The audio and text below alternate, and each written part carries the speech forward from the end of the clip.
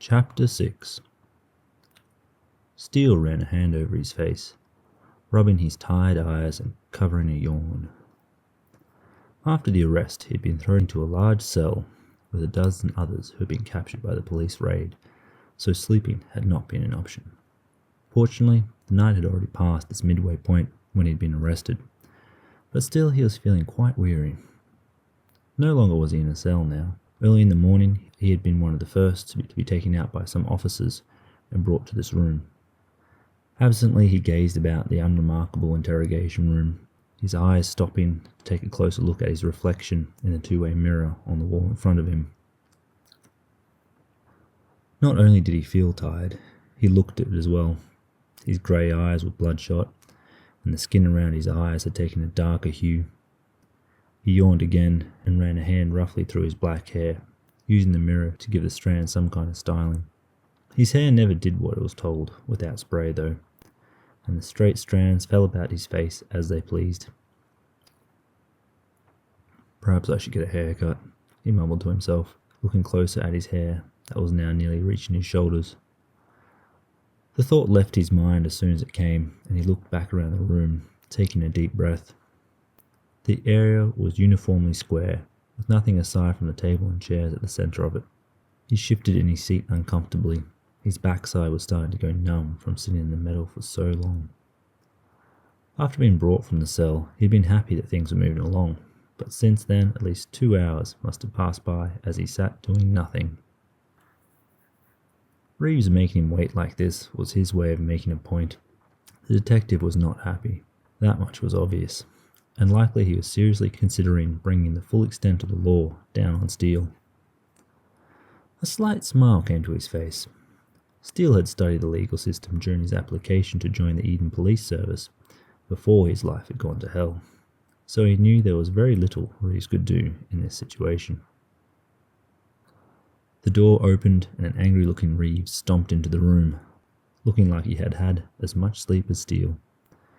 In his hands were a single file and a hot coffee in a cardboard cup. "Morning," Steele remarked, just to see if Reeves would snap. Surprisingly, the old detective held his temper and grunted a reply. "Could I get a cup of coffee?" Steele baited again, drawing a fierce scowl from the man. "No," Reeves said as he sat down, opposite Steele, slapping the file on the tabletop. Steele fell silent, watching Reeves closely as the man sat back in his chair and sipped his drink slowly. A heavy silence crept into the room, filling the shadows in the corner that was cast by a single light above the tables and chairs. From the walls and ceiling hummed the distant sound of air conditioning, and Steele's ears could pick up the sound of faint murmurs behind the two-way mirror and outside the door. The minutes wore on, and Steele started to chew his fingernails in boredom. Reeves was waiting for him to say something, that much was obvious. But Steele had never been much of a conversationalist, so sitting in silence had no compulsion over him to speak. Slowly, Reeves leaned forward in his seat, placing his drink on the table as he opened the file and began to flick through the pages. From his side of the table, Steele could see that the file was about him, detailing his application to the police academy and his subsequent rejections because of the murder he'd committed. He did not need to read the pages to know it also likely went into detail about the special circumstances of his sentence, which resulted in the revoking of his Eden citizenship for 8 years and forced migration to the mainland, along with his mother and sister. Before him, such a sentence had not been heard of in Eden, but his father had been a good police officer, and the situation surrounding Steele's crime had also been filled with mitigating circumstances. "Looks like dry reading," Steele decided to break the silence, drawing a scowl from Reeves. "What the hell were you thinking?" Reeves asked, his voice tight as he closed the file. "Joining up with Jimmy and being an accessory to a drug deal?" "Excuse me?" Steele frowned in confusion. "What are you talking about, detective?"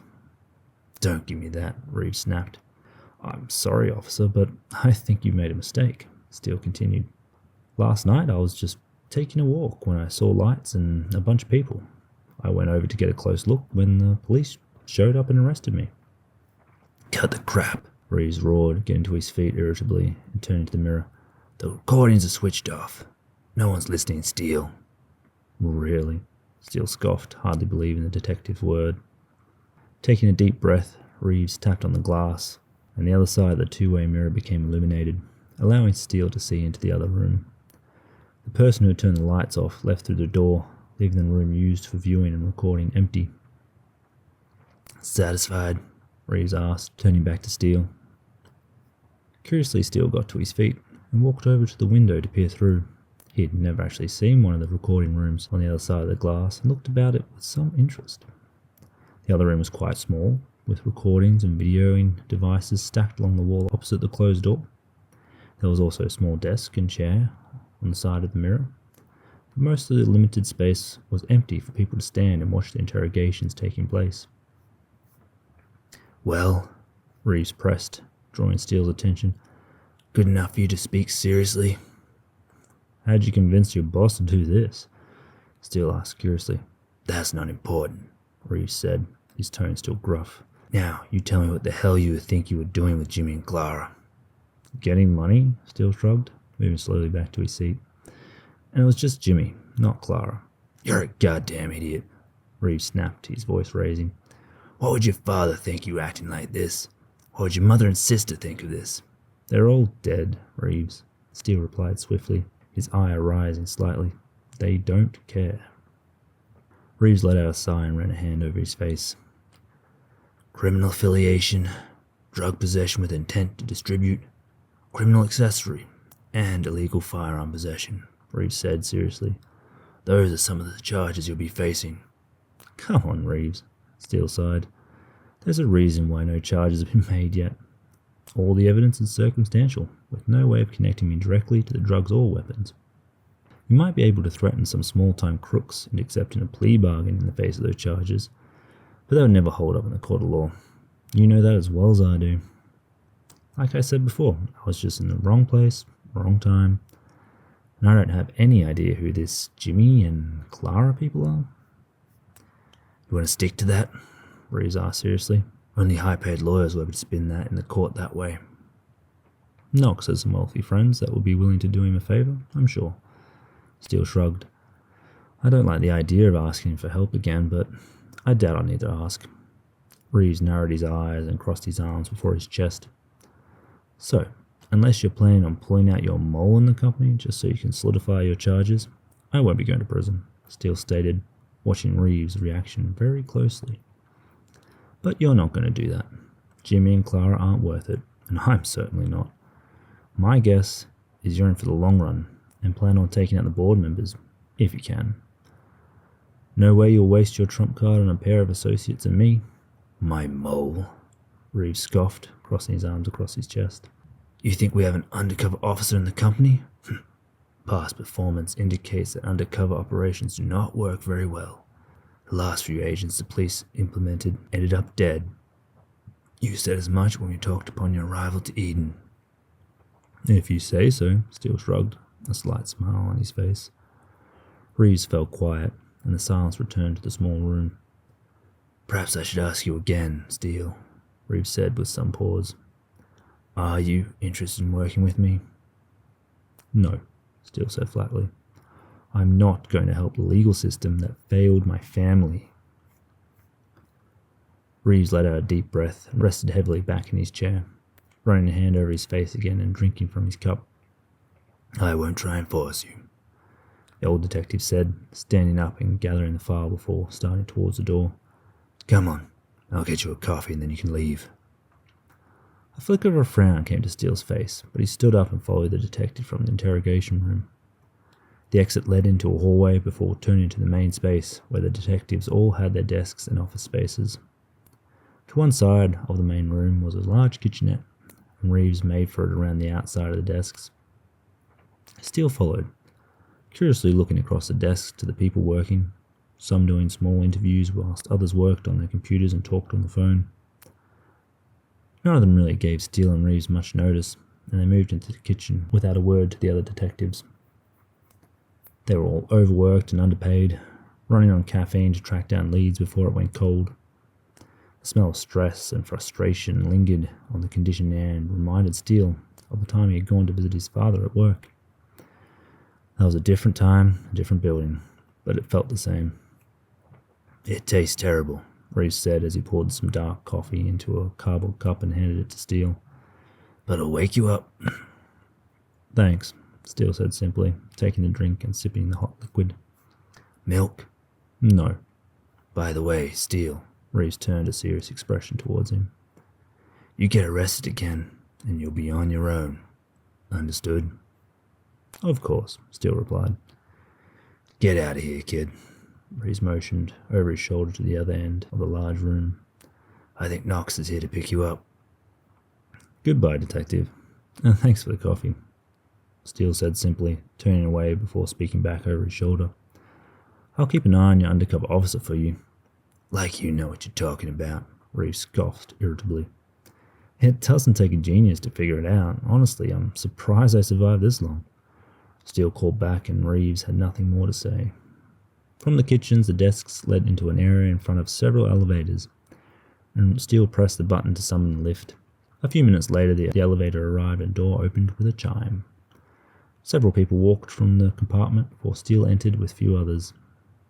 From their attire and quiet conversations, he could tell they were all officers, all of whom were probably wondering who Steele was.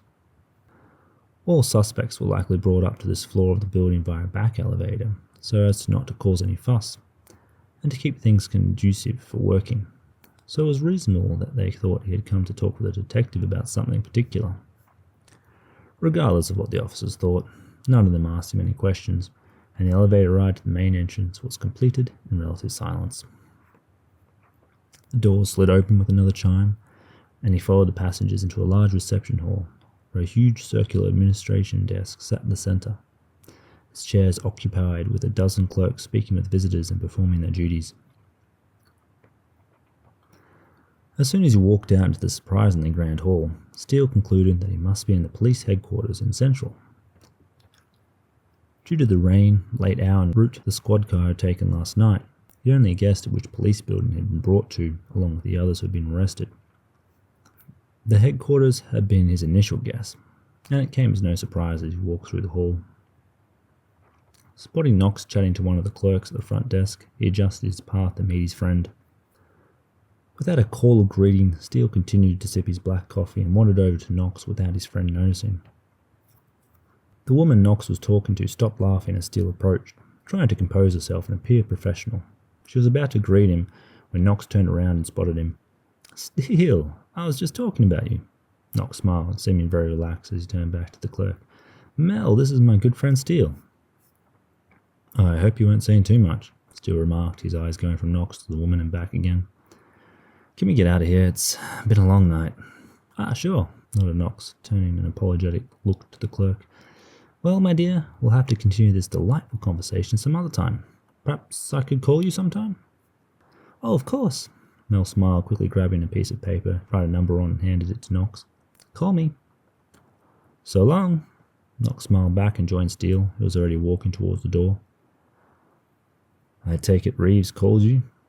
Steele said more than asked, as Knox joined him and they headed out the front door of the grand building.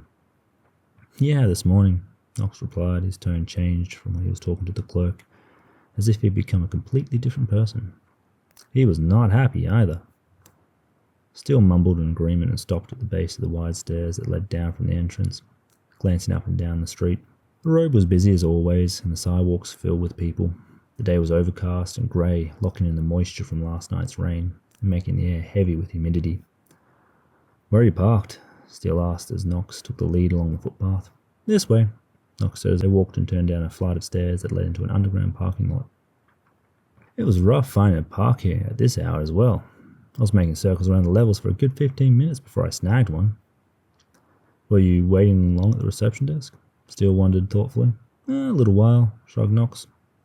Not one to complain about such things.